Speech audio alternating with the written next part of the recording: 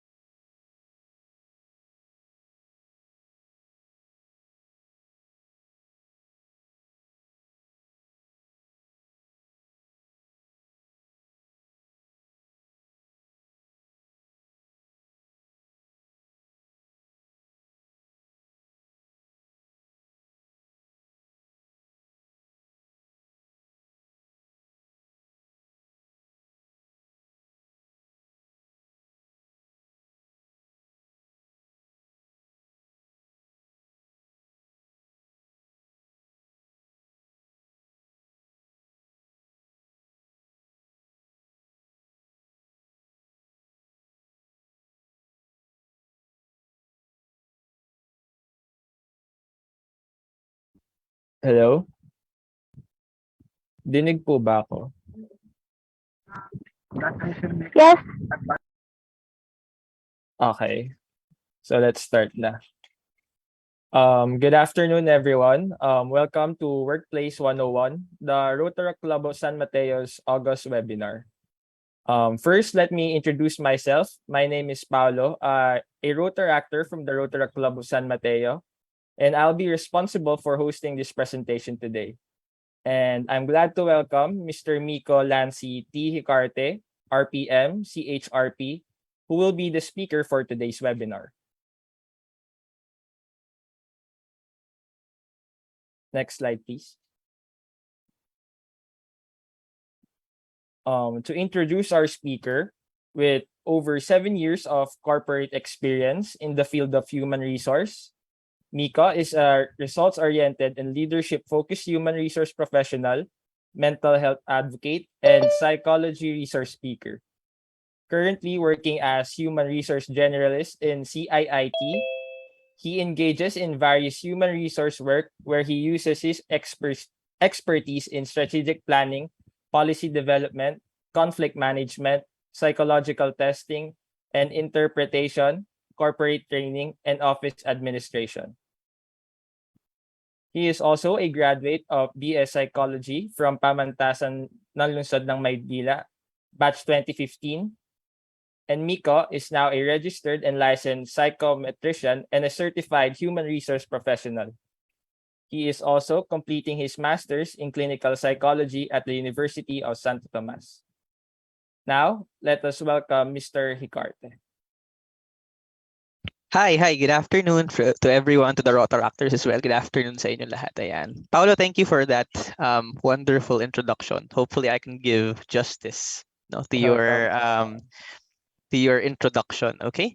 So good afternoon to everyone, to those that are here, those that are listening. I think this has a co-stream on Facebook as well, aside from this Zoom webinar. No? So this afternoon I'll be sharing with you a very interesting or a very simple presentation on Workplace 101. This is actually something that I've also shared with our students in CIT, and I wanted to share this with you guys primarily because in understanding or being well versed in the industry outside of the four walls of your classroom, right? You have to be able to understand the tidbits for you to get a job and actually be prepared for that which is in the outside world. So it's going to matter a lot when you finish your degree, that you're also well aware of the things and the behaviors and even the little trivias that would be involved in applying for your work. Ayan. So, can I get a yes in the chat if we are ready? Ayan. Kung ready na ba tayo? Nakapagkape na ba? Nakakain na ba? Nakapag-lunch na ba for everyone? Yan. Nag-like na lang daw sila. Yun. Yan, nakita ko na ang mga yes natin, right? Yan. Sige. So yes, Paula, I just have a question. Do we have like a profile of the people that are here in this audience right now? Are they mostly students? Are they mostly young professionals as well that have recently graduated? Ano yung profile nila? Do you happen to know?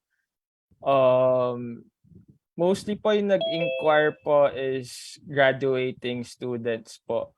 Ayun, si Serena, sabi students daw sila. Yan, mga estudyante pa. Yan. So they're going outside of their rest day para daw mag-listen sa webinar na ito. Yan, graduating sila. Sabi ni Miss Parlet. Yan. So thank you for answering as well, Sir Paolo, tsaka to the students as well. Yan, kana Hana, kana Parlet. Yan. Thank you as well. Ayan. All right, let's go. Mr. Yan, sorry. Yeah. Okay. Sige, let's proceed now with my slides, okay? So right now, hopefully, kita yung screen natin, no? Kita na ba yung screen natin? Yes po. Yan, okay. So yan. So generally, this is the title of our webinar right now, okay? So as you may see right now, there is a Workplace 101, diba? It's an industry readiness webinar, primarily because you have to be able to understand the industry outside of the academe. Kasi iba-iba yung industriya at trabaho na nasa labas ng four walls ng inyong classroom. You know, even if, for example, you graduate in business administration, there are a multitude of industries and workplaces that you can actually see and actually apply to outside of it. Okay? And in turn, no, in applying to these industries, it's best that you understand the idiosyncrasies and the differences that are aligned to these industries. And you can also see in this title slide, no, that it's for students primarily. Because it's different when you're already a professional, right? Young professional, for example, um, the playing field changes, and you already are given a much more specific industry that you need to go to. But when you're a student, the doors are wide open for you, diba? The doors, the windows, and even all the things that you can actually enter in terms of industries and workplaces. They're very different. Okay? So that being said, let's go proceed to Workplace 101.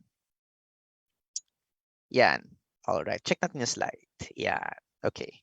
So for the outline for this particular webinar, no, I divided it into two particular parts. Okay. First one would be the job hunt and the job hunter. Yan. So yun yung una natin gagawin. Okay. Yun na natin pag-uusapan rather. And our main topics would consist of pre-employment requirements, your first interview, and knowing your salary. Yan. Pag mga kaperahan, medyo madami tayong mga interesting na mga usapan tungkol dyan. All right? And part 2, the work and the place. We'll talk about contract types and regularization periods. We'll also talk about, onboarding. So basically when you say onboarding, no, just to also give you a preface of this one. Definitely we'll talk about what you need to know once you're being onboarded into a company that you actually applied for. Okay? And number 3, and mga pasaway, di ba? So kung nung college, pasaway kayo. Yeah, for me as an HR professional, no, iniiwasan natin yan when we go into the workplace. Okay? And I'll give you the very, very specific ones. The very specific ones that are, basic as well. So specific sila pero basic. Kasi most companies that you would speak with, that you would actually interview for, they're actually the ones that would actually make the most out of this. All right? And understanding performance management. Ito yung something that is not necessarily known by a lot of people outside of the industry. And, when I was a first year student as well, this is something that I didn't get to know more about. Okay.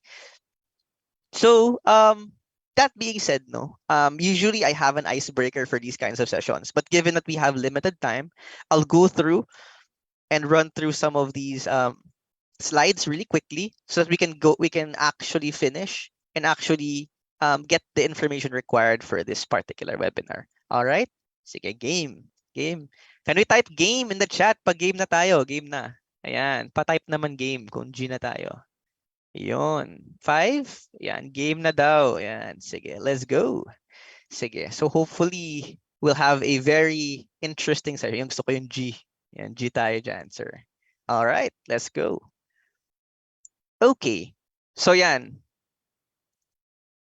Ganito ba nararamdaman nyo pag hinaharap nyo yung first day of unemployment nyo? Is this the first thing or is the first emotion that comes to your mind pag unemployment? Yan. Kasi I've seen a lot of students, no, na kinakausap ko in the past.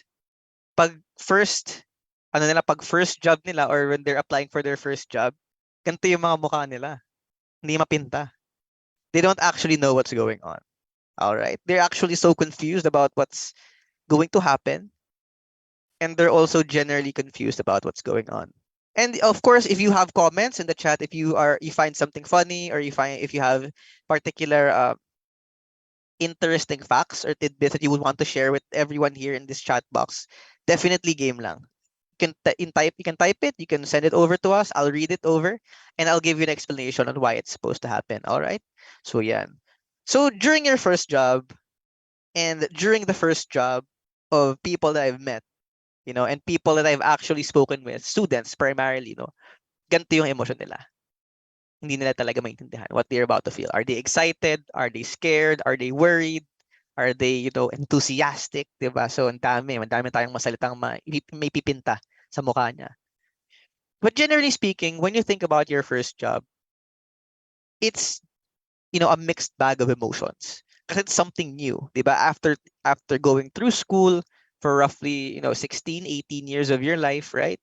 Um, generally speaking, when you become a professional, whether it be after senior high school or after college or even after postgraduate, right? Um, iba yung pressure, di ba? That you encounter when you actually are applying for a job. But hopefully with this webinar, we can reduce that, we can reduce that anxieties, okay? Yeah, those pala. Yeah. So now I'll share with you a comic strip that I've read previously. Actually, a few months ago, I read this comic strip, and I will share with you the mindset and the general um, na iniisip ng mga tao in terms of unemployment. So si Leslie, isipin niyo ito si Leslie. Okay? She is recently unemployed. Right? So she's reading a book, eating pizza on the side. Right? So madami siyang mga ginagawa pa habang unemployed siya. Eating cereal, and she's wondering what the time is. Diba? So there's a lot of colorful things that you can see in the middle of this slide, right? You can see that she's attacking ravens, diba? May nilalabanan siya ng mga ibon, diba? Ganon. But nakakatawa dito is that I'll have to use one of my unemployable skills. So may laser eye pala siya, diba? Ala Superman, right? And then yun. But at the end of the day, I wish I had money to see a movie. Yun. So nakahiga na lang siya sa grass bigla. Sadly. One of the things that you have to understand in unemployment is that there would be indeed some form of unemployable skills. However, it doesn't mean that some skills are purely unemployable. It's just that in one way or another, the skills that you find that are unemployable make sense in some other regard. Maybe it be another industry, another profession, and in another say group of people and organizations as well. Pwedeng ganon. But at the same time kasi, similarly to what you can see in this particular webinar, no? Or in this particular slide, sorry. At the end of the day kasi, we want to get employed, for us to be able to make a living. That's, at the end of the day, yun talaga ang generally hinahanap natin as individuals. For some, they use it to further their career. But generally speaking, siguro 90% of the population would generally be, I want to see a movie or I need money. Diba? And hopefully all of you guys here actually take this into consideration, this slide. Because sometimes you have skills that you think cannot make money or cannot give you an employment, but sometimes there is. All right? So how does this make sense in this particular webinar or seminar, right? Because the job hunt must be aligned to the job hunter. And similarly to a song or a rap or whatever you want to call it, diba? That Mr. Balbuena has mentioned in a song that he had way back 2019 named La Compera. Yung mga tao or siya mismo, gusto niya daw ng bagong gadget. Kaso wala siyang pera. Sino nakaka-relate dito? Sa chat, sa audience natin, who can relate? Gusto ng bagong gadget, kaso walang pera. Or gusto ng bagong libro, bagong bagay, kaso wala silang pera. Right? So hopefully, sa mga estudyante natin, di ba? Some of them, they're probably looking at buying buying skins, for example, for a game that they're playing, or buying a new phone, for so that they can change their phones na hand-me-down pa, matagal na nga sa kanila, right? So generally speaking, ganun, Diba? More or less, that is what happens. Okay? So dahil gusto mo ng bagong budget, ay bagong budget to, ay bagong gadget, kailangan mo ng budget. Diba? Yun. Okay? Let's proceed. All right. So this one is the checklist that we have. Okay? So I will remind you of 4 things in particular na generally important pag kayo ay naghahanap ng trabaho. Okay? So first and foremost, I want you to look at the application, okay, that you have, the location, the interview in itself, and the requirements. Okay, so I hope you can take down these particular things as well. I'm not sure if you will be receiving a copy of this recording or even a copy of this slide. But generally speaking, no, I hope you can take down these 4 because when you're doing a job hunt, and for example, you plan to be interviewed in your preferred companies, you prefer to be included in a short list of individuals that would be up for, hiring in a particular agency or in a particular hospital or whatever, di ba, kung saan mang industriya yan. This is the 4 things that you need to consider initially, okay? So first and foremost, yung application. Sige, 'di ba? So, paano ka nga naman mag-a-apply kung wala kang application, 'di ba? You have to know where to apply. You have to know how to apply there, and you have to know when's the best time to apply there. Okay? Over my 7-year career, I have seen so many people submit applications to, for example, to all the positions that they have. For example, sa isang kumpanya kung saan ako dati, we have 5 openings. Nag-apply siya sa lahat ng openings na yon, di ba? With the hopes of actually getting in. Ang concern kasi, pag ganun ang ginawa natin, is that you're giving the recruiter or the HR person more opportunities to actually decline you. Kaya nga dapat, you have to put yourself in a situation where your strengths and your interests and your current profile would best fit. You put yourself in that situation. Okay? So how would you put yourself in that situation? You apply to the right post. And you apply to a company that actually needs your interest, needs your particular strengths, and needs your particular skill set. Ganon. Okay? Ang daming pwedeng pag-applyan and we'll talk about that later. Okay? Next would be the location. Okay? Lalo ngayon in this particular landscape of the Philippines. Mahirap mag-commute and some have restrictions in terms of where you can go and how you can go there, right? We all know the current dilemma with EDSA, di ba? Yung carousel. So some say it's easier, some say it's harder. But definitely, the question is, will you be getting to the location that you want to get into quickly enough? Yeah, so yun yung tanong. Diba? Yun yung tanong natin. So consider traffic, lodging, everything. And I'll go through most of them later naman. Next would be the interview, the very important part of your job hunt. You have to be able to get your first pay. You have to make sure that your first interview actually gets there. All right? And syempre, first pay, first budol. Yun. Diba? Unang sahod, unang budol. Okay? And for the requirements, you have to understand the 8 requirements that would need you to get started. Ayan. So I'll talk about that later. So far, clear for everyone. Can we type clear in the chat if we're clear? Ayan. Clear po ba tayo? In the audience sa chat natin. Yan. Sabi ni Miss Patricia, clear daw yon. Clear daw so far for everyone. Okay? So yan. So sa mga Rotaractors and sa listeners natin and sa audience natin in Facebook and in this webinar as well, hopefully generally clear po sa inyo. And I hopefully you can also take down notes kasi very short lang yung webinar natin eh. Unlike some of the webinars I've also been in. na talagang you can really dissect some of these things and really, create some small fillers as well and sort of icebreakers, no? But I'll focus on like the important parts here. Para lang din at least you're also aware. Okay? Yan.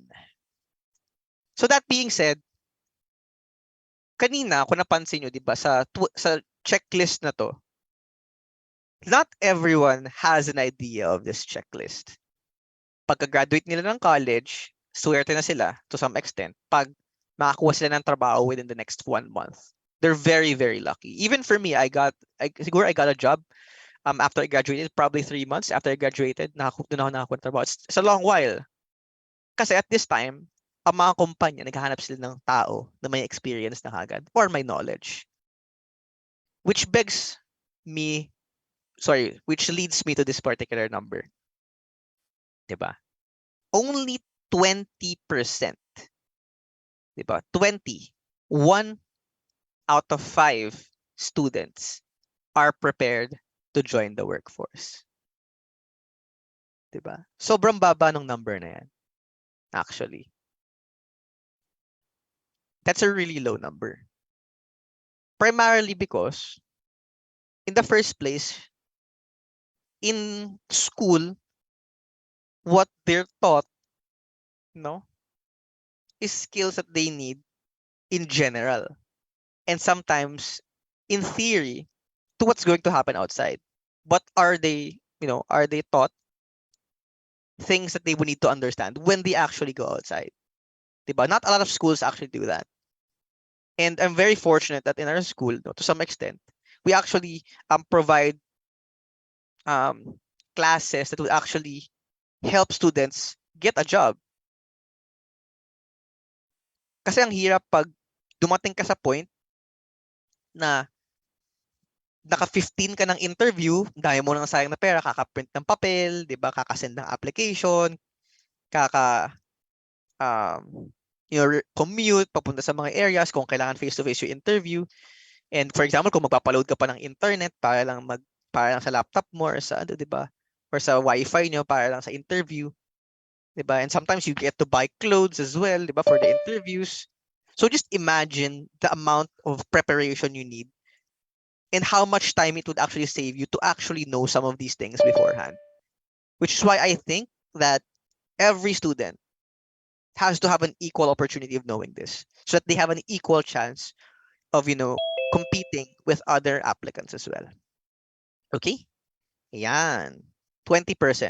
So hopefully, the goal is after this webinar, most, if not all of you, are confident that they can actually join the workforce. Regardless of your reasons, regardless kung gusto nyong, makatulong sa pamilya nyo kagad, or regardless kung gusto nyong magkaroon ng pera for yourself, or regardless if you just want to have experience, sana prepared kayo after this webinar. Ayan. Okay? So we'll talk first about the application and the location. Okay? So I'll look at 3 things in particular here, which is the job board, website career pages, and social media as well. All right? Tatlo. Itong tatlong bagay na to is very important, primarily for you to be able to get a job more quickly.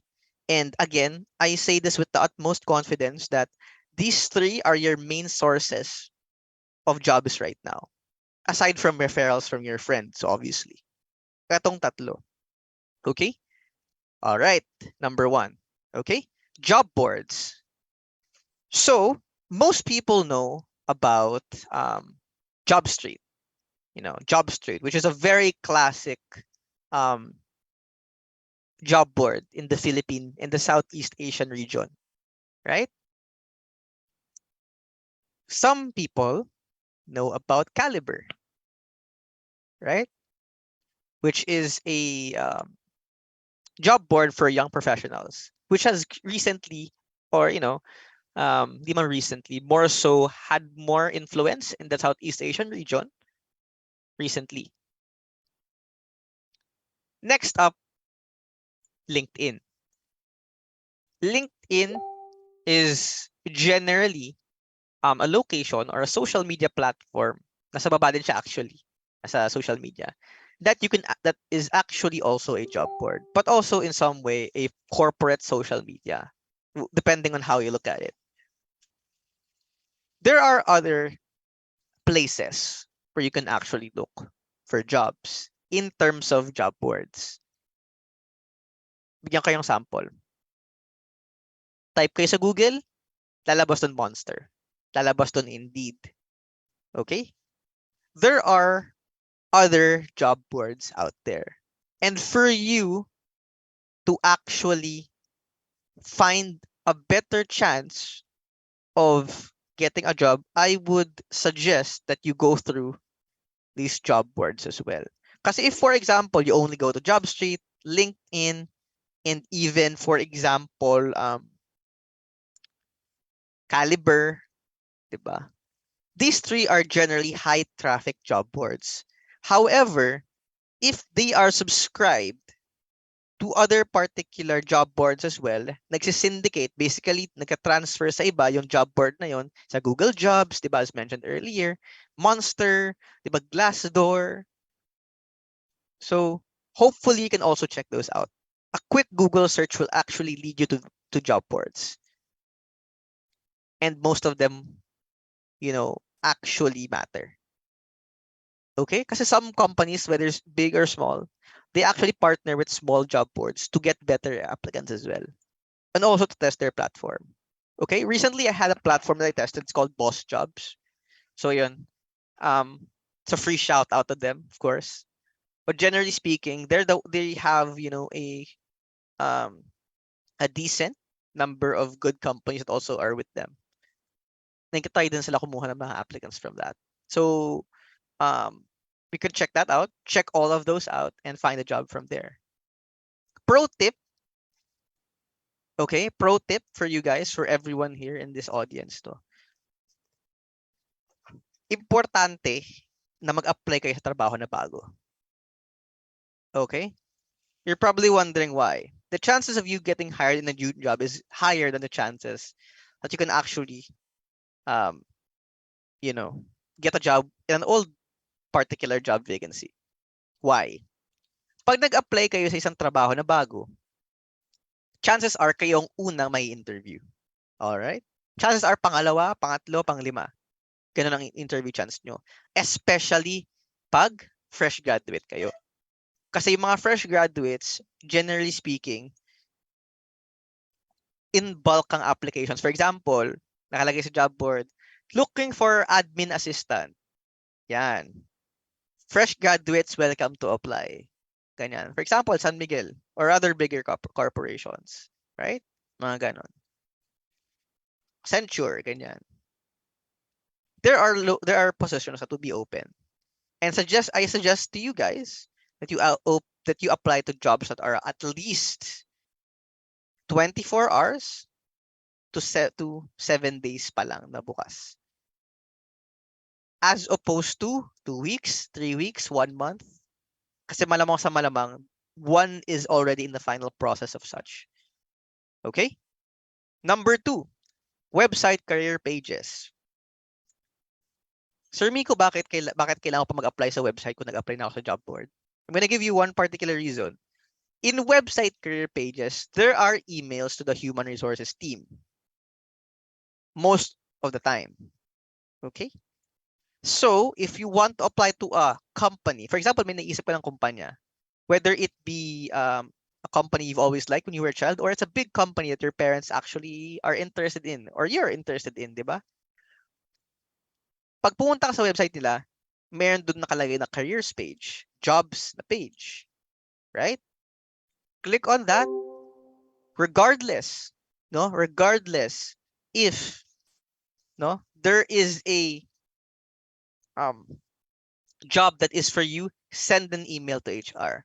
Mag-inquire ka, tanong mo, hi, my name is, for example, sino ba mga estudyante dito? Hi, for example, my name is Natalia. Yan. I am applying for this position. Diba? I was hoping that you have a vacancy for this position, or I'm inquiring about the vacancy for this position, diba? And then you actually type it and you actually send it to them, okay? You can call me at this number, or send me a message by this number, or send me an email via this particular mail. And once you do that, the HR would take notice. Kasi email niya diretso yan eh. Hindi nila kailangan mag-check ng job board para makita pa yung application. Immediately, pag nagbukas siya ng email sa first day or first hour of his day or her day or they day, right? Doon kagad. And number 3, last but not the least, social media. Kung meron kayong group or meron kayong interest group, for example, nag-apply kayo as a computer programmer or a computer science associate, for example, technology associate, ganyan. You can join interest groups on Facebook. Pwede yun. And you can ask people around on Facebook. You can post on Facebook. You can post, on that page that you're looking for a job. Recruiters are actively in those particular pages, and they're actually going to talk to you. They're going to send you an email, if not a direct message. And this is a way for you to actually get a job na parang, free, fast. At the same time, you get to connect with people as well kasi nakikita ka nila. I think the drawback of social media in particular, for example, even Twitter, Instagram, meron ng mga ganito, diba, is that you're opening up your social media for inspection as well. So hopefully malinis yung social media nyo, and if ever gusto nyo mag-job hunt on social media, gawa kayo ng separate na account. Okay? Pro tip number 2, if you're very, very well versed in the skill set and you're very confident about your skill set, try Upwork. Okay? And also, go to LinkedIn, of course. Kasi for LinkedIn, generally, more professional jobs na nandun. As opposed to lesser known companies and jobs. All right? So far, are we good? Can we type good in the chat if we're generally good? Para lang alam ko kung nakikinig pa tayo. Ayan. Good daw, sabi ni Hannah. Ayan. Great. Good. Got it. Ayan. Let's go. Okay? Next tayo. I'll teach you now to create a resume. Okay? There are 3 particular reminders that I'm going to give you and tidbits. Yes, sir. Goods na goods. All right. Yeah. So clear and concise is the first thing that I would want you to understand. Okay. So for this one, you have to limit your resume to 1 to 2 pages in particular. Okay. So I'm actually happy to share this with you because I've seen a lot of resumes that are 7 pages already. Fresh graduate, pero 3 pages, 4 pages yung resume nila. But I would want to tell you guys that okay lang kahit 1 to 2 pages ang resume nyo. Hindi mo ikakababa as a person yon, or hindi ibig sabihin nun na hindi ka qualified. Okay? Ibig sabihin lang nun, you can actually zone in on the important aspects of your resume. Okay? So, yun yung what I would need you guys to understand. Okay? Generally, if people are asking, sir, CV po or resume, paano po ba yung gagawin ko? Generally, I would tell you, just submit something that would be more or less a few pages lang. Unless i-require ka na i-detail lahat ng mga kailangan mong gawin. Kasi in the Philippines, generally speaking, if I understand it correctly, no, generally, parehas lang yung CV at resume sa kanila. Unless if you, for example, you actually go to other institutions online and abroad, diba? When they ask her curriculum vitae, it would be more extensive. And when they ask her resume, it would be a bit less extensive. But that being said, no, 1 to 2 pages. Yan. Golden rule ko na yan. Pag gumawa kayo resume, 1 to 2 pages. Pag nag 3 pages na kayo, bawasan nyo na kung ano nakalagay doon. Number 2 is actually specific. Primarily because you have to create resumes that suit the position you're actually applying for. Okay? So the reason why I actually mentioned this to you is primarily because you have to find or fine-tune a resume that actually makes the most out of the things that you're actually doing. Excuse me. Ayan. So that's one thing. Okay? Ayan. The other thing is actually honesty. Okay? Wait lang.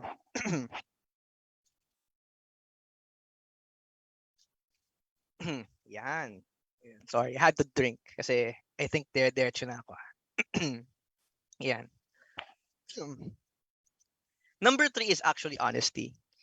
If you are, or if you have confidence in your skills, generally speaking, what I'm trying to tell you for this part is do not overstate it. Kung alam mo kung paano mag-drawing, sabihin mo lang kung ano ang kaya mo i-draw. Kung magaling ka mag-code, ilagay mo lang kung ano ang alam mo na i-code. Or ano lang ang mga nagawa mo na i-code. Okay? Kasi, pag hindi mo nilagay ang alam mo, baka ipagawa sa'yo ang hindi mo alam.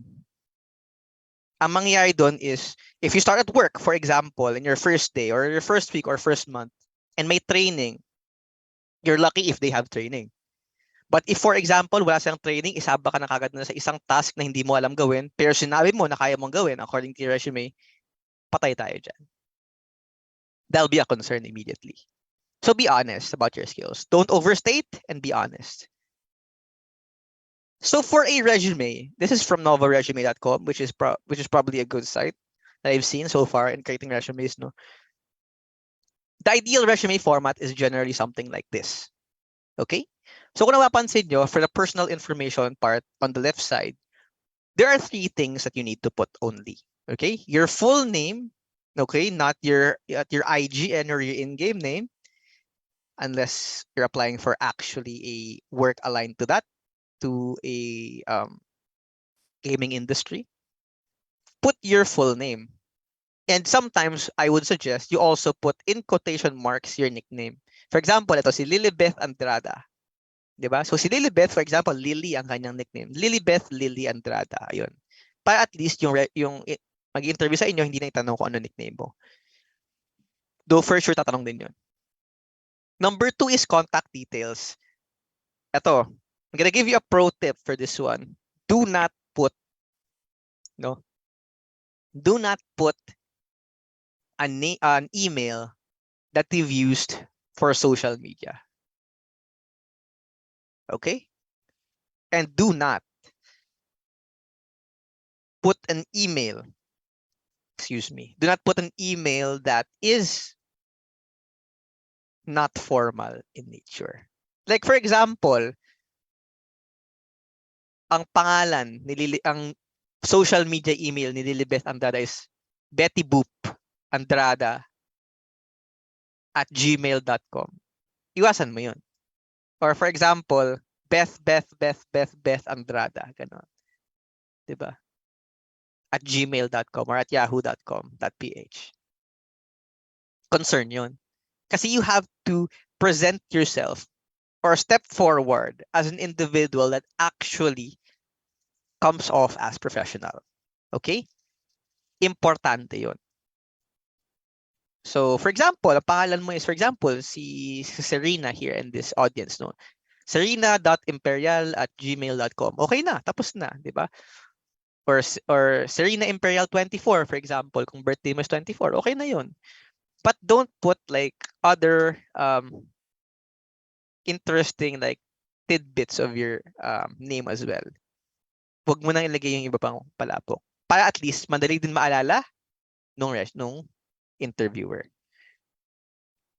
Mobile number, ensure that you will put a mobile number that you will always use or always are in touch with. Huwag niyo ilagay yung smart number niyo kung hindi niyo siya ginagamit. Kung Globe lang ginagamit niyo, yun lang ilagay niyo. Okay? Para at least, generally speaking, okay tayo doon. If may landline kayo, better na ilagay niyo din ang landline niyo. Para at least, if tawagan kayo ng company, pwede din sa landline. That's generally okay. But, again, main contact detail would be your email. So check your email, especially at these times. Okay? And last but not the least, I would implore that you use or you put your location and not your address. Contrary to popular belief, we actually want to know your location. Why? Because in some way, we want to know how long it would take for you to actually travel to us. We actually would want to know that. Like, for example, sampulan ko lang kayo ha. If, for example, you're from San Mateo, di ba? And your job is roughly, I don't know, in Makati, di ba? Generally malayo, matagal ang biyahe, di ba? So we will, if this is a work from home job, I would definitely consider you. But if this job, for example, is night shift or graveyard shift, 3 a.m., for example, to 12 p.m., and mahirap ang biyahe from that time, or walang biyahe at that time, generally I would find someone that is a bit closer. We actually look at that. And we actually take that into consideration. Okay? But don't put your address. Okay? Huwag niyo ilagay yung address niyo. Kung napansin niyo din pala sa taas, no, makikita niyo din, no, they also placed their LinkedIn and their GitHub, for example, kasi data analyst siya. For this one in particular, if for example, you have a profile in LinkedIn, maayos naman siya, lagay niyo yung LinkedIn niyo. If meron kayong portfolio, if you're an art student, lagay niyo yung portfolio niyo, 'di ba? If you're a com student, lagay niyo yung GitHub niyo, 'di ba? That's fine. And if you have clips of your movies that are quite professional nature, nasa YouTube siya, lagay niyo din. Okay 'yun. As long as they sound and look professional in nature. And number 2, profile summary. Dito ang kailangan na part lang ng isang recruiter or isang HR person is the summary of your qualifications and skills, working experience, education and achievements, and certifications. That is all. Okay? Hindi niyo na kailangan maglagay ng webinars na inattendan nyo. Okay? Or hindi niyo na kailangan maglagay ng references unless hiningi sa inyo. At hindi niyo na kailangan maglagay ng ito for example ang tawag ito, hobbies na meron ako. Okay? You can put that actually in the profile summary. Yun nasa taas ko napansin nyo. There's a short introduction on the upper part. You can actually put it there. For example, you're into, writing or music. Pwede nyo naman lagay yun sa taas. That's generally okay. Yan. So, tingnan mo, this particular resume shares, or you can already have a good idea of this person already just with reading this resume. Mabilis. And dapat yung mga resume nyo ganito. Kasi on average, recruiters only look at your resume or your CV for less than 30 seconds. If mas malaking kumpanya, they take 8 to 12 seconds to view your resume. And they already know if you're a fit. Ganong kabilis. At ma-reject ka na. So you have to ensure that your resume is clean, 'di ba? Concise and precise. Yun. Okay? So hopefully when you're actually sending over your resumes to job boards and to HR people and recruiters, hopefully speaking, and I'm hoping rather that ito yung mga nakalagay doon. Okay? Yan. Okay. So, apart from that, apart from actually this resume that is in the left side, right? I want to take the other part of your application seriously. And this is actually your travel time and mode of transportation. Kung napansin nyo kanina, in this particular application location, sa part kasi na to, I shared with you job boards, website, career pages, and social media. So generally something that you can generally do at home. But one more thing that you also need to consider is, again, as mentioned earlier, kung saan yung trabaho at kung gaano katagal ang travel time nyo. Why am I saying this? Your travel time will actually make up a lot of your day if you don't play it right. Okay? So generally speaking, and on average, Filipinos commute 1 to 2 hours per day. Papunta pa lang. Hindi pa pabalik. Okay? And that's long. Tagal nun. Diba? Ideally, you minimize the amount of time you're traveling so that you have enough energy to actually work, and to actually get home to sleep. Ganun. You minimize that, the time that you're traveling. Maganda if you're working from home, as long as your place can handle it. But if you are, for example, in a hybrid setup, working from home as well as going to work or returning to on-site, generally speaking, you consider these things. Aside from considering your travel time, you also have to consider yung mode of transportation mo. Okay? I-identify mo kung gaano katagal at kung ano ang mga gagawin mo para makarating sa isang posisyon. Maaari kasi, for example, yung work mo is in QC, isang diretsong sakay lang siya per 1 hour. Okay lang, to some extent. Kasi at least hindi ka nalilipat ng jeep, hindi ka nalilipat ng FX, hindi ka na mag-LRT.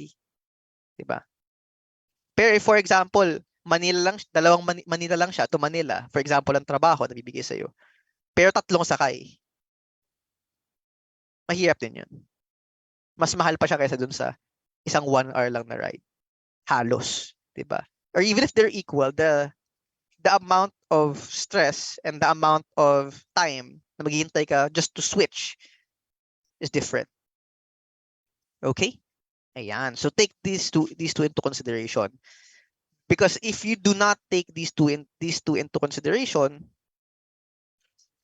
you will actually resign because of these reasons. I have seen a lot of people resign because hindi nila to inisip.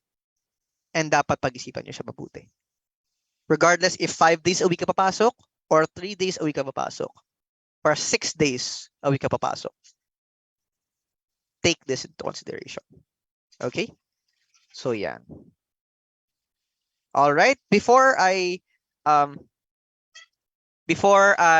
actually talk about this part, diba? 2:53 na pala actually. Can I get a raise of hands? Diba? Can I get a raise of hands in this audience, no? Kung sino na ang nakapag-interview before, ang nakakausap na ng interview, ayan. You have 1? Okay. Sino pa? Okay, 3. You have 4 right now. Yan. So, 5, 6. Yan. Konti, actually. There are a few people here that have actually experienced being interviewed. You can put your hands down now. So, 6 in a webinar of about 20, 30 plus people. Diba? Konti. And interviews are the make or break part, actually, of your job hunt. And there's 3 phases pa na kailangan na maintindihan sa kanya. But generally speaking, when you're going through these phases, dadaanan mo lang na mabilis. Alright? But I want you to understand that when you're doing an interview, it's okay to be anxious. It's okay to actually worry about the status of your interview and worry about what you're going to say. But you have to be confident with what you can offer. And you have to be honest as well. Okay? There are 3 phases.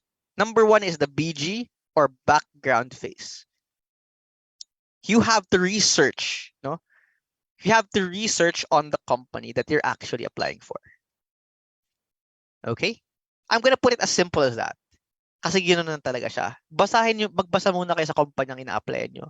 For example, may interview ka bukas sa IBM, di ba? Or for example, sa Smart or sa Globe, di ba? Or sa Tesla, or kung saan mang company na gusto mo, or even sa Disney, yan, mga bigger companies.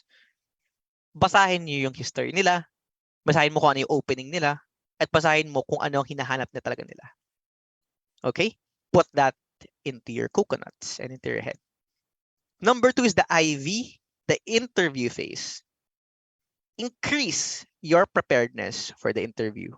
Read about the role, study about what you're going to do, and look into your strengths to see what you can highlight. Okay?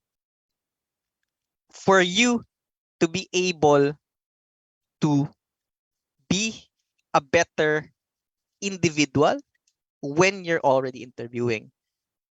I usually suggest that you, before an interview, actually ask someone to ask you questions. tanungin mo yung kaibigan mo or kapatid mo or nanay mo, for example, di ba? Ask them, mami, o kaya for example, or daddy, ganyan, o kaya sister, di ba? Tanungin mo ako ng mga itatanong mo kung gusto mo ako makilala. Or parang job interview, lalo yung mga nakapagtrabaho na. When you ask those questions kasi, or when they ask you questions, you get to think on your feet and you actually increase your preparedness. Ayan, okay? Those are my general tips for this one. And last but not the least, FU phase. The FU phase. Yan. So yung iba, iniisip nila na hindi yun yung iniisip ng salita, okay? This is not the term that you're thinking about. The FU phase is actually the follow-up phase. Yan. Magko-follow up tayo, guys. Hindi kayo magagalit sa kanila, okay? And contrary to popular demand or popular thinking, you can actually follow up in your application. Kamustahin mo yung application mo? You know, you can actually, for example, send a text message, yan, or send an email, di ba? Okay lang yan. Di ba? And you can follow up siguro a maximum of two times. For example, natapos yung first interview mo, 1 week na wala pang reply sa'yo, follow up ka. Or 3 days, follow up ka. Natapos yung final interview mo, 2 days, wala pang reply sa'yo, follow up ka din. Para at least alam mo kung nasaan ka na. Alam mo kung what part are you already. And if you're actually being considered for the role. Okay? Ayan. Good HR people will reply to you. For sure. Regardless if they're tired or not. All right? Okay. So generally clear ba tayo with this one? Can we type okay in the chat if we're generally good with this part? Yung sa interview, okay? Yan. All right. Okay, yan. All right. We're good. We're good and okay tayo for this one. Yan. Okay? Kung napapansin nyo, iba yung sinasabi ko mga words, di ba? Para at least nag-gauge ko din if you are generally awake or not. Yan. Siyempre, medyo siesta time to for some, di ba? So we hope to actually work around this session for a 30 minutes more para lang at least I can cover probably more of my slides lang. Okay? So hopefully you can stick with me but for 30 minutes more. Okay? Yan. So for interviews, katulad ng sabi ko kanina, there are 8 tips that I will actually 6 lang ata to. 6 ba to? Yeah, it's 6 tips. Okay, I listed 6 tips that I will actually be telling you apart from what I mentioned to you earlier. Again, to emphasize, do your homework. You know, read about the job description, read about the website, and read about the culture of the company. Magtanong-tanong ka din, lalo na kung may kakilala ka doon. For example, may kakilala ka sa Smart, may kakilala ka sa Globe, 'di ba? Yan, do your homework, ask them, kamusta diyan? Kamusta yung culture? Mataas ba yung bayad? You know, ask those questions, 'di ba? And it's not bad, you know, it's not bad to actually ask those things, right? Kasi these things actually matter, right? So these things will actually make sense. Para at least yung tao may idea din sa i-expect niya pag nakapasok na siya. Or ikaw, may idea ka na din, di ba? Ito, very important. Okay? Do not over or underdress. Okay? The reason why I'm telling you this, kasi dati, meron akong applicant na pumasok siya, nag-a-apply siya as an admin assistant, pumasok siya sa company namin, naka-coat and tie siya. Yung sabi ko sa kanya, like, no need naman mag-coat and tie for your first interview. Sabi ko, business casual would do. And I also mentioned that in my email to him. Sabi ko, business casual lang, okay na. Kasi, pag ganun kasi, yung ginawa mo, pag nag-overdress ka kasi, generally speaking, oo, mapapansin ka nung interviewer, mapapansin ka ng ibang tao, but generally speaking, lalo for roles that are very simple in nature, parang magiging overqualified ka ang dating. Okay? So, do not over-underdress. Underdress naman, for example, pag sinabi sa'yo business casual, huwag ka naman magsando. Diba? Huwag naman sando ang suot mo. Huwag naman sando shorts. Diba? Or t-shirt shorts. Ideally, when you're in an interview, whether it be virtual or whether it be face-to-face, ideally naka-collar ka. Okay? Ideally, you are wearing something that is close to a blouse or close to a polo shirt with a collar. Ayan. General tip ko na yan sa inyo, ha? Para at least, generally presentable ka na din to some extent. Okay?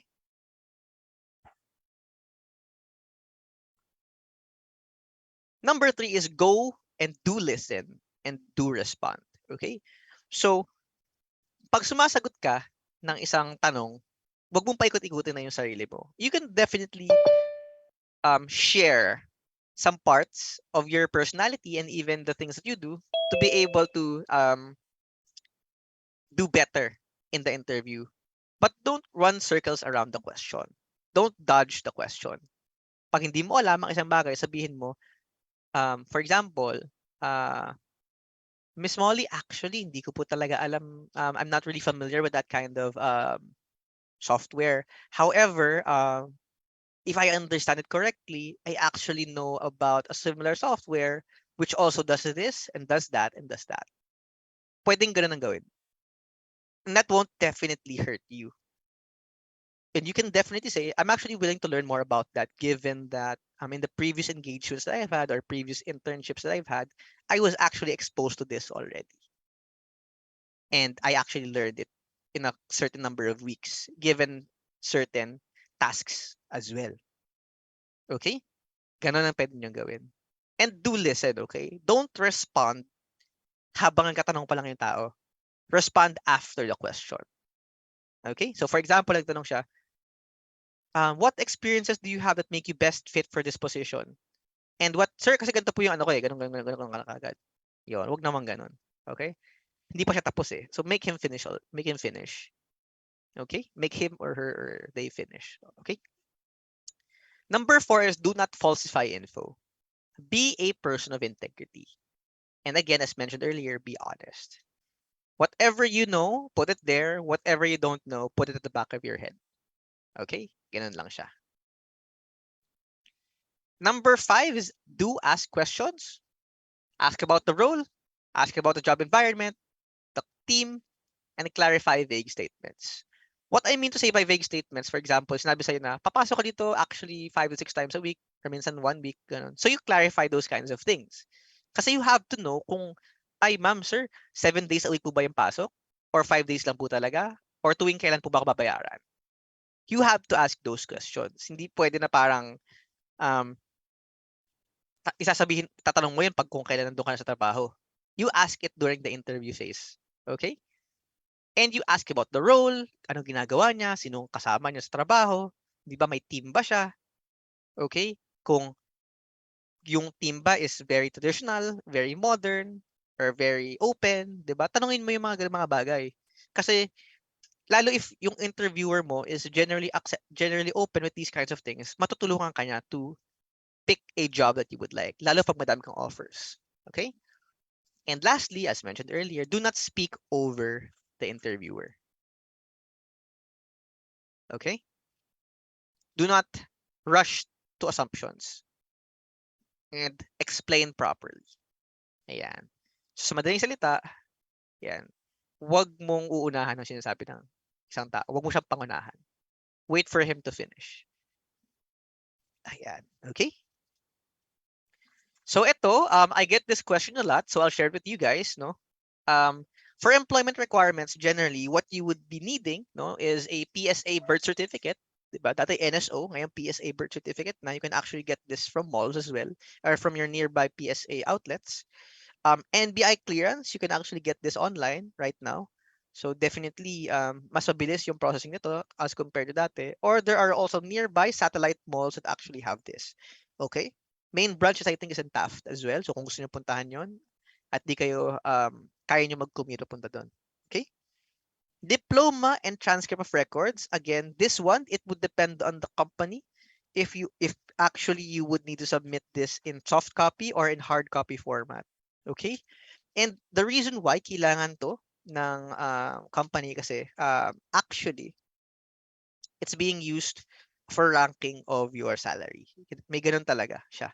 Okay? And for government numbers that you would need to look into, hopefully no before you actually get a job, SSS, PhilHealth, Pag-ibig, and TIN, hopefully meron ka na yan. But if wala ka pa or if hindi ka makakuha niyan, I think SSS kaya mo kumuha kahit estudyante ka. Okay? So, for this one, the company can also help you run through these pre-employment requirements. Pwede ka nilang tulungan dito, actually. So, ask your human resource team to actually enroll you to these things as well. Importante to. Okay? At ideally, ang una nyong trabaho can help you enroll for these kinds of things. Lalo for PhilHealth, I think, kasi kailangan ata ng employer copy nun. Okay? And lastly, CEDULA, which is also known as the Community Tax Certificate, the CTC. Yan. So CEDULA, you can get this from your local barangays if meron, or if not, in your local city halls. Okay? Clear so far for this one? Clear ba tayo for this one? Can I get some clears in the audience kung goods tayo? Clear ba so far, everyone? Yeah, clear daw according to Miss Serena, okay? And to Sir Marco. Got it. Sige.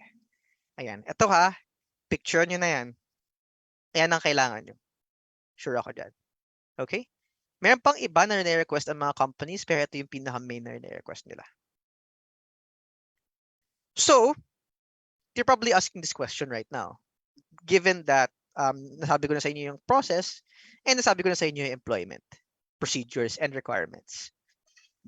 So, Sir Miko, I want more monies. Diba? Gusto ko ng pera. Paano ba ako makaka-request ng 500,000 in a year na sahod? Or 1 million in a year na sahod? Paano ba yun? Bibigay ba sa akin kagad yun? Well, no, not necessarily. Pwede mo i-request but that doesn't mean na ma-approve yun. Or matatanggap ka sa trabaho. Well, you can request but generally no. Ganun ang sagot ko sa inyo. Okay? So, if for example, gusto mo outright, sabihin natin gusto mo ng isang sahod na roughly around 100,000 per month, di ba? Entry desk level job, 100,000 a month. Well, good luck in finding one that is like that. Okay? Kasi ang sagot dyan talaga is no. But I'm gonna give you a tip on knowing your salary. Para at least mas may idea ka kung ano ang salary ng isang posisyon. Number one is actually checking your job description. So usually most jobs have a job description. Actually, all jobs should have a job description. Ang job description ay listahan ng mga bagay na kailangan mong gawin sa trabaho. For example, ang in-applyan mo is admin assistant. Ano ba ang kailangan gawin ng isang admin assistant? Diba? Nag-handle ba siya nagpiprint lang ba siya ng papel? Sumasagot ng tawag? Nakikipag-coordinate sa mga department, for example? Or will this admin assistant actually be handling ticket sales, ticket emails, for example, concerns from clients, and the like? You have to know. And you have to check that out. Okay? And if you know, for example, your job description, you would have a better grasp of how much you can actually request in terms of salary. Okay? Why? Kasi pag madami ang kailangan mong gawin, obviously, dapat mataas din ang kailangan mong i-request. Lalo kung ang trabaho na ginagawa mo requires tools. For example, you're applying to be a video editor. Hindi ka nila bibigyan ng lisensya for Adobe Premiere, for example, Adobe Premiere Pro, or for DaVinci, for example, or for Filmora, for example, or any other editing device that is, that they need from you. If, for example, kailangan mo ng additional budget for that, you have to include that in your salary package. Para at least clear. Okay? At saka para at least ikaw din mismo, alam mo kung magkano ang worth mo as an individual. Kasi for example, nag-edit ka ng video, bibigay lang sa'yo 12,000 pesos lang, for example. Malungkot yun. Kung 1 month, 12,000, malungkot yun. Kasi for example, pag travel mo pa lang, essential needs, number 2, travel mo pa lang, pagkain mo pa lang, renta mo pa lang, ubos na yun. So dapat you have to ensure that the essential needs are covered and the work-related needs are covered as well. But I will maybe give a comment on this that you actually need to take into consideration essential needs, hindi yung essential wants. Okay? Hindi ganun. Okay? Kung ano lang yung generally kailangan mo. Okay? And then, dagdagan mo lang siya ng konting premium. Okay? Do your research and ask around. Ask your friends how much they think is the industry rate for a particular industry, lalo yung mga katrabaho na.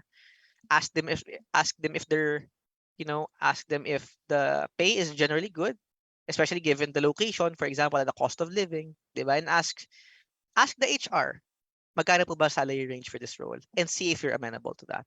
Okay? But again, when you ask the salary, don't just ask for the salary. Ask as well for the benefits. May rice allowance ba yan? May transpo allowance? May HMO or health card? Di ba may insurance ba binibigay yan? Mayroon bang mga leaves, etc. Kasi you have to take those into consideration.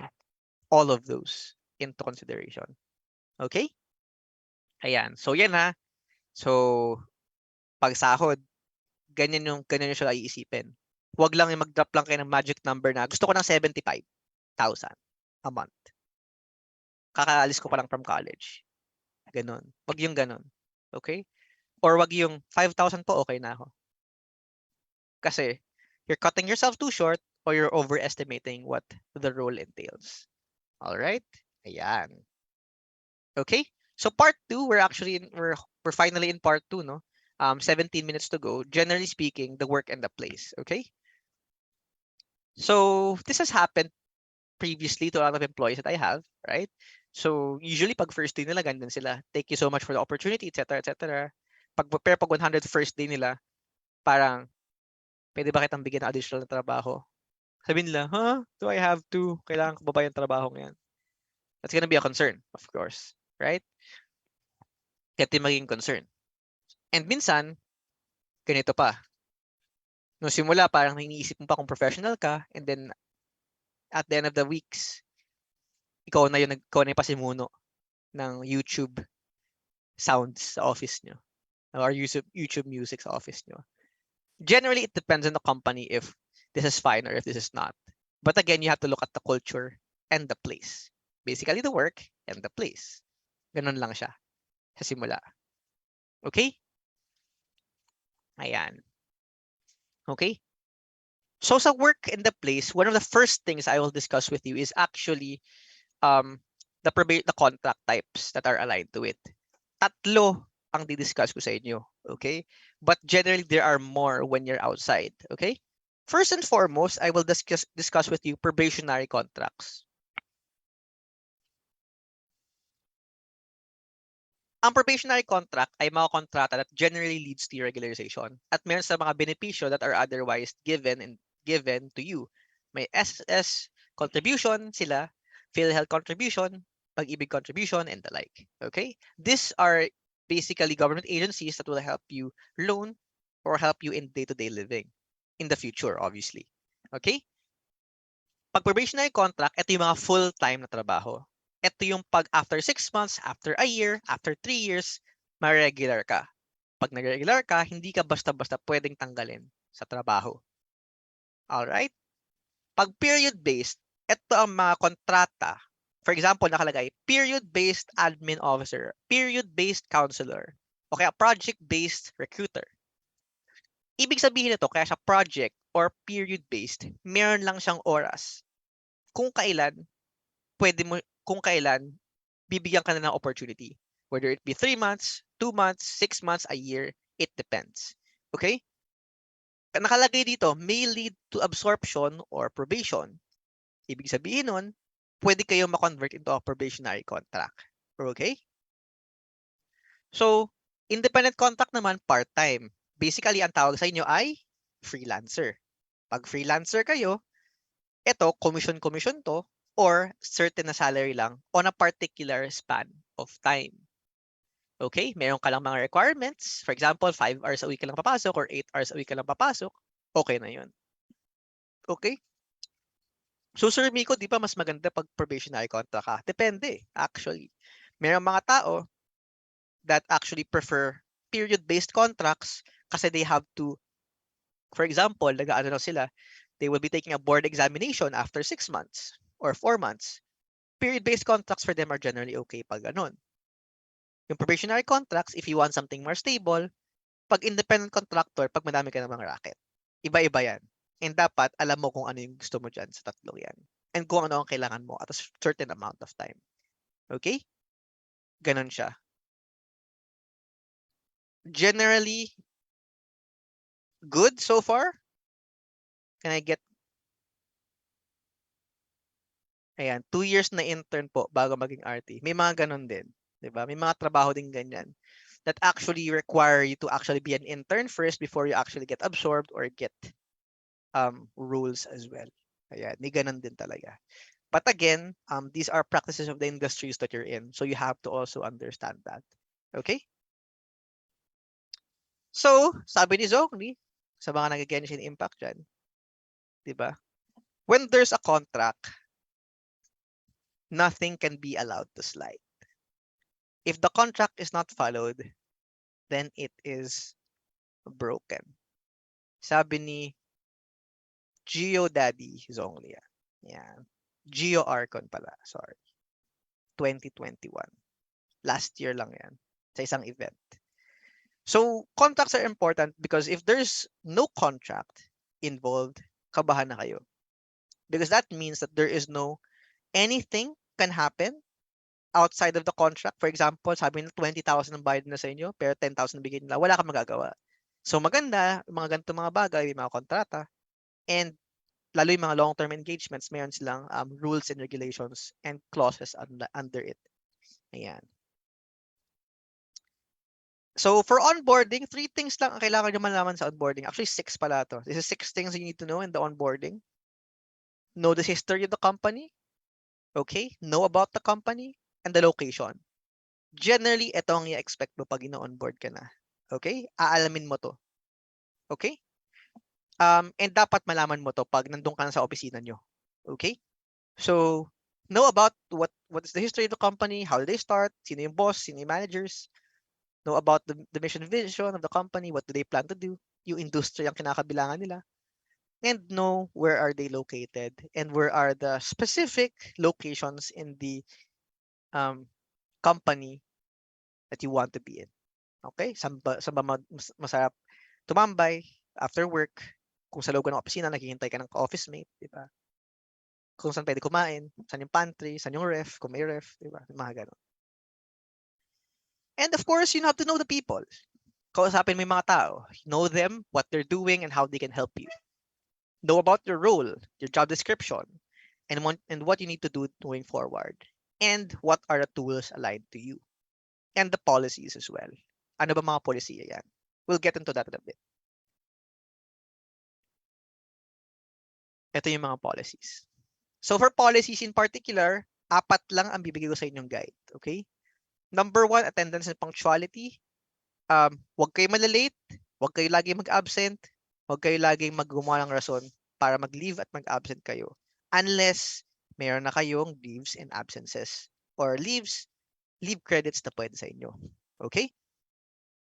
Ang i-assume nyo, kahit may grace period ang kumpanya, huwag mong idire-diretso na grace period nandun ka lagi. Pumapasok. Kung 8 ang pasok mo or 9 ang pasok mo, kahit may grace periods lang 30 minutes, dapat 9 na sa opisina ka na. Kasi yun ang oras ng pasok mo. Okay, discipline yan. Disiplina tayo dyan. Again, dress code, dress for success, but dress appropriately. Okay? Number 3, employee behavior.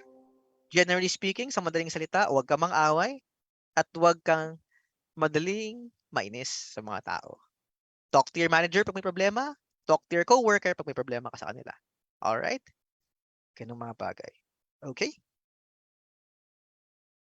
And siguro number 4, no, company assets. Pag may binigay sa yung bagay, na pinahiram sa yung bagay, sorry. Those are generally yours to use, but not yours to keep. Pahiram lang siya sa inyo. Unless sabihin sa inyo na yan. Alright? Yun lang. Actually, ang daming policies ng mga companies. Ang dami talaga ng policies. But these 4 are what's common with all of them. Common to sa lahat ng companies. Okay? So, ito for just a quick guide for dress code. No? For business casual, as a right. When for business professional, nasa left. Generally, okay na yan. And depende sa company nyo if whatever you would choose for that one. For my school in CIT, generally we're okay with the right. But for some companies that are more formal in nature, the left is what is much more appropriate. Okay? And then here's another slide, 'di ba? Para lang malaman nyo kung ano yung casual talaga, 'di ba? Yan, yung may mga weeds na image, may mga political symbols sa t-shirt. Generally, casual yun. Okay? Mini skirts, don't wear that generally. And open-toed shoes. Okay? Closed-toe shoes ang mas appropriate. Okay? Yan. Generally to ha. Again, some companies are much more stricter. Okay? Pero I guess this is a general idea of it. So on the left is what you should be aiming for. Ayan. All right. So I guess this is the last part generally of this session. No? So I will just run through all of this very quickly kasi hindi niyo pa naman to kailangan malaman. Kasi and hopefully ma-explain to in your work. But with all the jobs that you're going to apply to in the future, no, you will have a job description, a competency list, and key performance indicators and objective and key results. Okay, I'll just run through this primarily because it is just for you to gain an awareness on this part.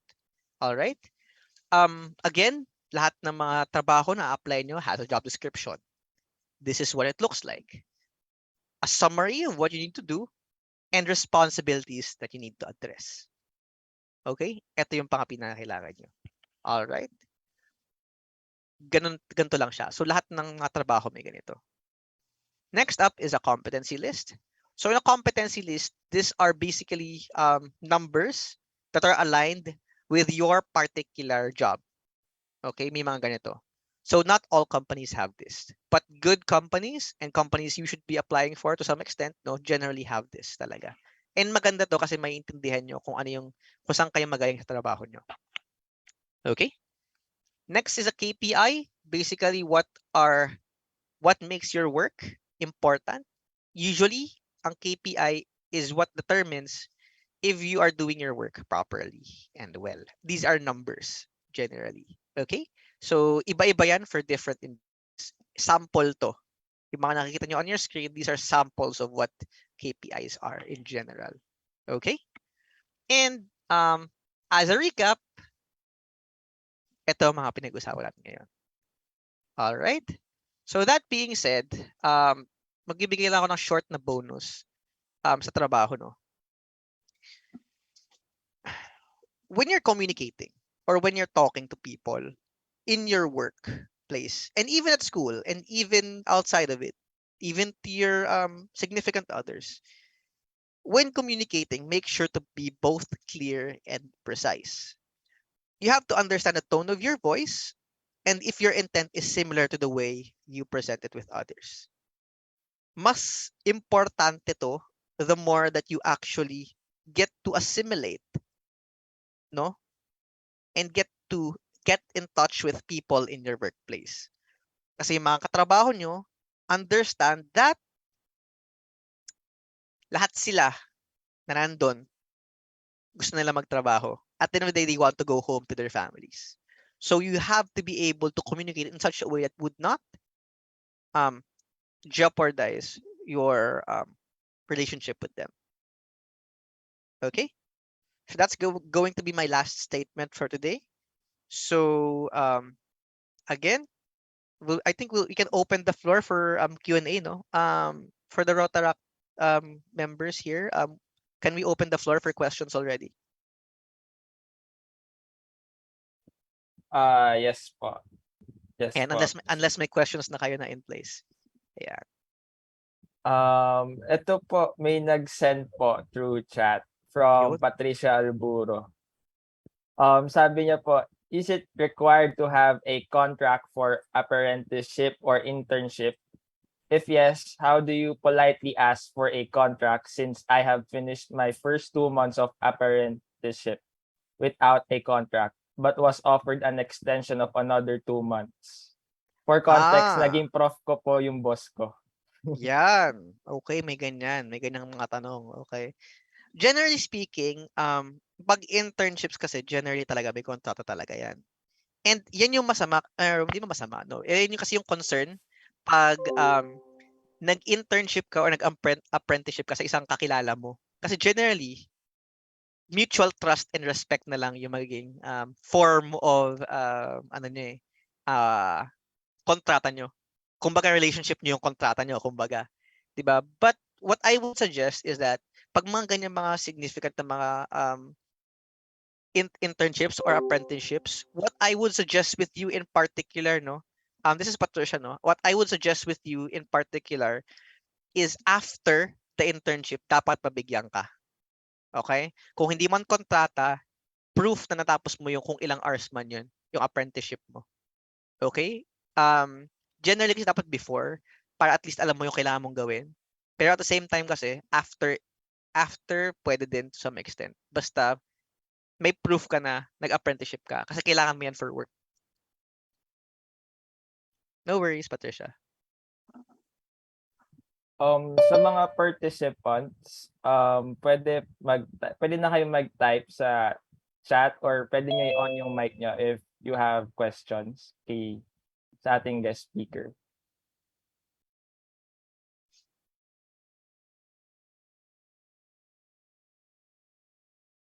Po, from Natalia de la Cruz. Good afternoon. I'm just curious po about the term elevator pitch since recently ko lang siya narinig from a posting about an upcoming internship event from our school.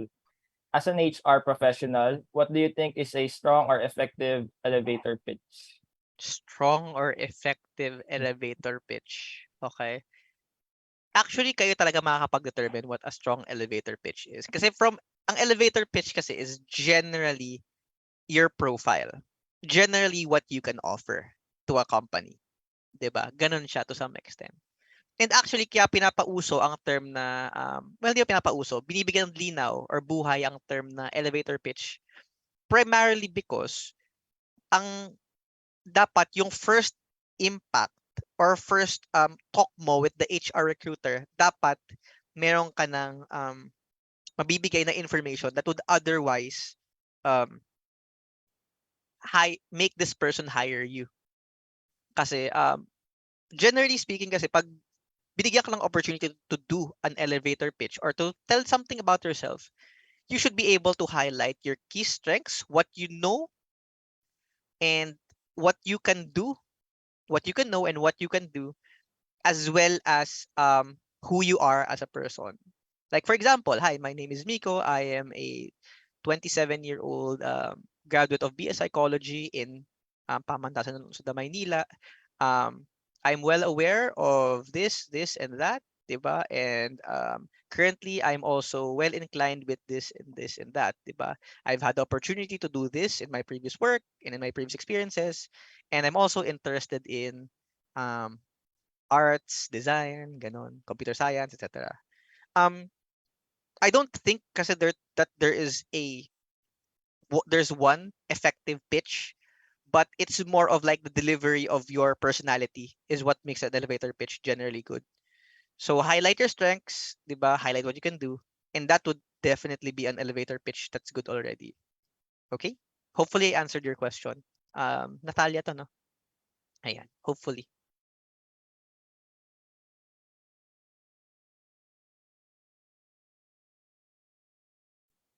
Ayan. Any other questions, no? If ever, go lang habang nandito pa tayo. Kasi pag wala na dito, wala na yon. Sir Paulo, baka sa Facebook po, baka po meron silang questions as well. Or wala naman. Wala naman po as of now. Well, Ayan. So you can open your mic as well. Kasi katulad sabi ni Sir Paulo, no, you can open your mic if ever na ayaw nyo na mag-type. Ayun. Alright. Ayan. go guys. If may questions pa or may di naintindihan or what, or may gustong itanong, go lang. But at least you can try to answer it if you're really scared of like one thing or if you're really worried about one thing, you know, for example, graduate kayo, hindi kayo graduate. We can talk about that. Sige, so I'm gonna share one para at least you can think about your questions. No? Just to share one thing as well, no. I had this question in my previous talk on Workplace 101 with with the students that we have at CIT. The question was, paano ko po ile-leverage ang sarili ko as a fresh graduate kung kalaban ko po ay mga professionals na? Ganon yung tanong niya, right? So, again, to repeat, how would I leverage myself as a fresh graduate if those that I will be competing with, for a role are professionals already? I mentioned to them that as a fresh graduate, the main leverage that you have is actually your ability to actually be more, hindi ba ability actually, more of your closeness to the tools that are being used in the modern world. For example, kasi, if you are a graduate of 2015, like me, for example, and then yung ina-applyan mong trabaho is generally that which is aligned to, for example, media, communications, diba? And even, for example, arts and design, diba? It is better off that you're more inclined to that media that's being used right now, since you're in it, you're living it, right? As opposed to a person that's, that's lived in the early or mid 2010s. Mas may idea ka and mas modern ang idea mo. And you will have a bigger learning agility and bigger room for learning if you are generally new. Madami ka pang room na pwedeng malaman. And you are generally trainable pa. Kasi if, for example, nag-work ka na for 5, 7, 8 years, di ba? You have information that would otherwise come from multiple experiences already. Which is ayun ang lamang nila.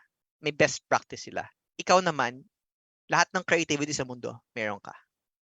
Okay? So, any questions?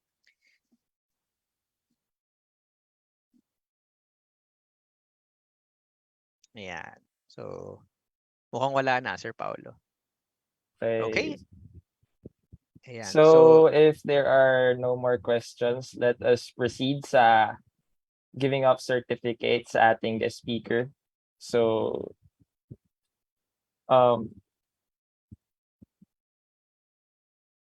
sir, can you turn down your share screen para Sure. ma-present Sige. ko yung. All right. Thank you. Yan.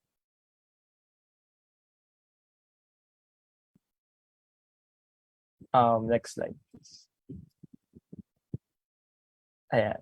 So thank you again, Mr. Carte, for answering those questions and for the great presentation. It was a pleasure to have you with us. So now we shall present you the certificate of appreciation for sharing your expertise with all of us. And may we ask the organizers or officers to turn on their cameras with a photo op with our guest speaker. Yung mga officers po na Rotaract, may I request na pa-on po yung cam for a photo op. Ayun.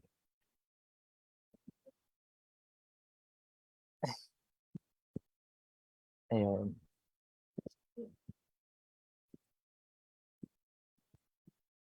Okay. 1, 2, 3. Smile. Isa pa. 1, 2, 3. Ayan. Okay. Thank you.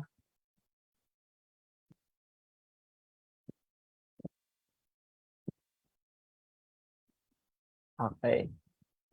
So thank you po. Thank you po, Mr.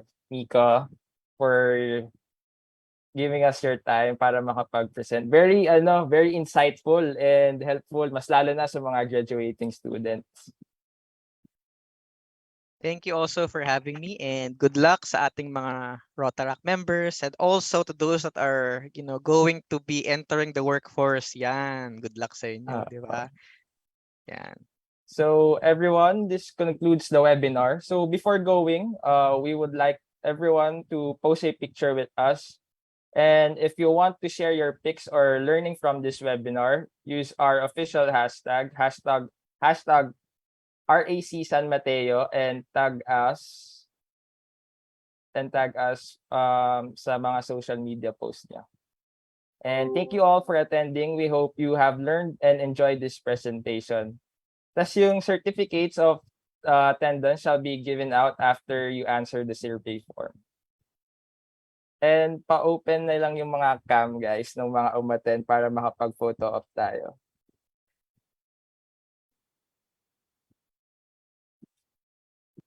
Ayun.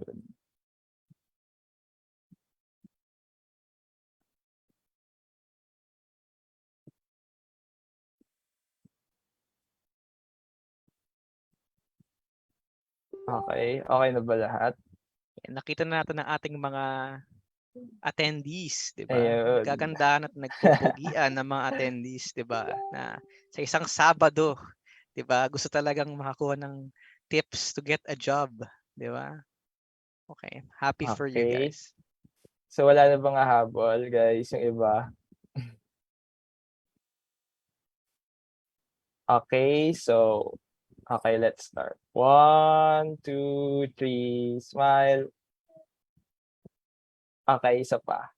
Waki naman. 1, 2, 3. Ayun. Okay. Thank you guys for attending and thank you po Mr. Hicarte for that No malaman worries. na presentation. Salamat. Thank you. Thank you po, sir. Thank you po.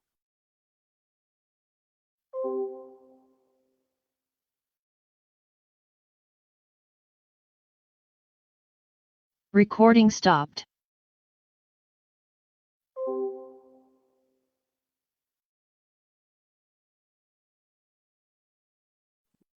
Tas sa mga mga attendees yung form pasagot na lang.